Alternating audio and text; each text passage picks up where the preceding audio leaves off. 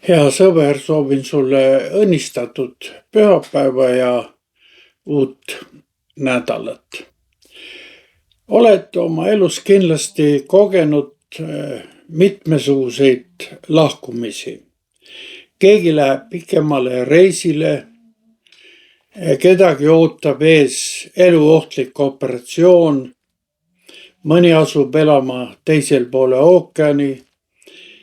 Viimastel sõnadel on selliste sündmuste eel alati aga eriline kaal.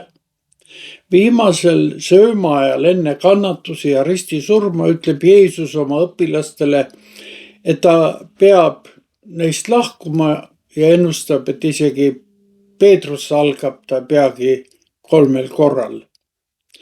Jüngrid on kurvad ja segaduses. Kõik, mis tundus kindlana, hakkab kuidagi koost lagunema.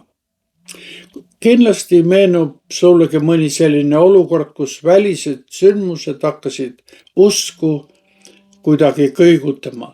Kuid just sellises olukorras kõlab Jeesuse sõnum. Teie süda ärgu ehmugu, uskuge Jumalasse ja uskuge minusse. Kuid võtkem nüüd aega ja kuulakem seda episoodi Jeesuse elust nii, nagu sellest kõneleb meile evangelist Johannes 14. peatükis esimesed 12 salmi.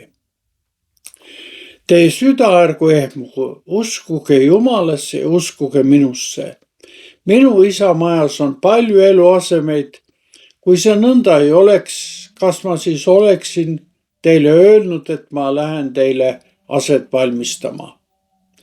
Ja kui ma olen läinud ja teile aseme valmistunud, tulen ma jälle tagasi ja võtan teid kaasa enese juurde, et teiegi oleksite seal, kus olen mina. Ja kuhu ma lähen, sinna te teate teed. Toomas ütles talle, issand, meie ei tea, kuhu sa lähed, kuidas me siis võime teada teed? Jeesus ütles talle, mina olen tee, tõde ja elu. Ükski ei saa minna isa juurde muidu kui minu kaudu. Kui te oleksite tundnud mind, siis te tunneksite ka mu isa. Nüüd te tunnete teda ja olete teda näinud. Philippus aga ütles talle, issand, näita meile isa ja me jääme rahule. Jeesus ütles talle, nii kaua aega olen ma tee juures ja sa ei ole mind veel ära tundnud, Philippus. Kes on näinud mind, see on näinud isa. Kuidas sa siis ütled, näita meile isa? Kas sa ei usu, et mina olen isas ja isa on minus? Neid sõnu, mida ma teile ütlen, ei räägi ma iseenesest, vaid isa, kes asub minus, teeb oma tegusid. Uskuge mind, et mina olen isas ja isa on minus. Kui te ei usu muu pärast, siis uskuge mu tegude tõttu. Tõesti, tõesti, ma ütlen teile, kes usub minusse, see teeb neid samu tegusid, mida mina teen. Ja ta teeb nendest hoopis suuremaid, sest mina lähen isa juurde.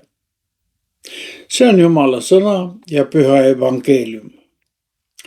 Me näeme, et Jeesus ei jäta oma õpilasi lihtsalt kuidagi tühjusesse, vaid ta kinnitab neid ja räägib julgustavast eesmärgist. Ta ütleb, minu majas on palju eluasemeid. Ta ei räägi siin enam Jeruusalemma templist, millest inimesed olid teinud kaubamaja, vaid ta räägib taevasest kodust, isa majast ja lunastatud kogudusest. Elavatest kividest ehitatud templist. Selles uues kojas ei pea kõik olema ühesugused. Seal on ruumi eluküllusele ja seal on palju eluasemeid. Kuid selleks, et me isa majja saaksime, pidi ta meile avama ukse. See tähendab risti ja ülestõusmise teed. Enne seda ei olnud kellelgi isa kohta asja ja seejärel ta tõotab, ma tulen jälle tagasi ja võtan teid kaasa enese juurde, et teiegi oleksite seal, kus olen mina. Ta ei jäta meid orbudeks, vaid Jeesus, kes meis püha vaimu läbi elab, juhib ja viib meid ka turvaliselt isa kotta. Kuid hoolimata nendest lohutavatest sõnadest on õpilased ikka veel segaduses. Toomas küsib kõigi teiste nimel, issand, me ei tea, kuhu sa lähed, kuidas me siis võime teada teed? Ja just seejärel kõlab Jeesuse vastus, mis on tänini ka meie usu nurgakivi. Mina olen tee ja tõde ja elu. Ükski ei saa minna isa juurde muidu kui minu kaudu. Pane tähele, ta ei ütle, et tal on tõde või ta näitab teed. Ta ütleb, et ta ise ongi tõde, tee ja elu. Tõde ei ole siin lihtsalt faktide või usutunnistuslike lausete kogum, mille üle vaielda. Ei, tõde on elav isik Jeesus Kristus. Ta on ainuke tee isa juurde. Kui sa võtad Jeesus oma ellu, siis ta viib sind teele, mille eesmärgiks on tõeline eluküllus. Kuid Philippus ei jää ikka veel rahule. Ta ütleb, issand, näita meile isa ja me jääme rahule. Jeesus vastab, kes on näinud mind, see on näinud isa. Inimestel on alati olnud Jumalast mingi hirmutav nägemus. Tundub, et ta on kaugel taevas, eraldatud ja kättesaamatu ja kardetav. Seda hirmutavat pilti Jumalast on ajaloos võimendanud ka usu nimel peetud sõjad ja vägivald. Aga Jeesus ütleb kõige selle taustal, kes on näinud mind, see on näinud isa.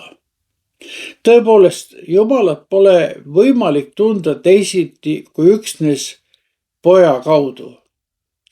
On tõsi, et inimesed ootasid sageli messiat kui sellist militaristlikku sõdalast, kuid Jumal saatis neile hoopis alandliku jalgade pesija. Hea sõber, kui miski meie arusaamistes Jumalast ei lähe kokku Jeesuse armastuse ja elustava tegevusega, siis ei ole see pilt Jumalast ilmselt õige. See vajab korrigeerimist. Kuid see korrigeerimine ei liigu ainult alanduse suunas, sest lõpuks ütleb Jeesus meile ikkagi ootamatu tõotuse. Kes usub minusse, see teeb neid samu tegusid, mida mina teen, ja ta teeb nendest hoopis suuremaid, sest mina lähen isa juurde. Paratamatult paneb see küsima, kuidas suudaksime meie Jeesuses suuremaid tegusid teha. Kas me peaksime hakkama 1000 liitreid vett veiniks muutma või surnuaedade kaupa lahkunid üles äratama? Ei, Jeesuse suurimad teod polnud vaatemängulised imed, vaid tema ennast ohverdav armastus ja alandlik teenimine. Kui Jeesus läks isa juurde, siis ta saatis püha vaimu. Täna tegutseb Jeesus püha vaimu läbi meis ja meie läbi.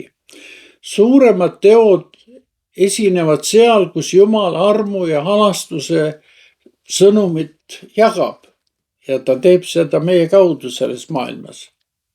Püha vaimu läbi toimib Jumal meie argipäevas, nii et külluslik elu täidab meie perekondi, kogudust, kogukonda ja maailma. Aga see elu võtab alati konkreetseid jooni. Suurim tegu võib olla ka see, kui sa suudad andestada pereliikmele, kes on sind aastaid, manipuleerinud. Hea sõber, keset üksindust ja mahajäetuse tunnet usalda Jeesuse sõna. Hoia temast kinni. Ta on sinu ja minu tee, tõde ja elu. Ja kui maine osa teekonnast lõpeb, siis tea, et ta on sulle eluaseme valmistanud igavikus. Soovin sulle õnnistatud ja rahulikku päeva jätku. Palvetagem. Issand, sa näed ja tunned meie kartusi ja hirme. Me täname sind, et sa pole meid maha jätnud. Me täname, et sa oled püha vaimu läbi siin ja praegu meie eludes tegev. Isa, Poja ja püha vaimu nimel. Aamen.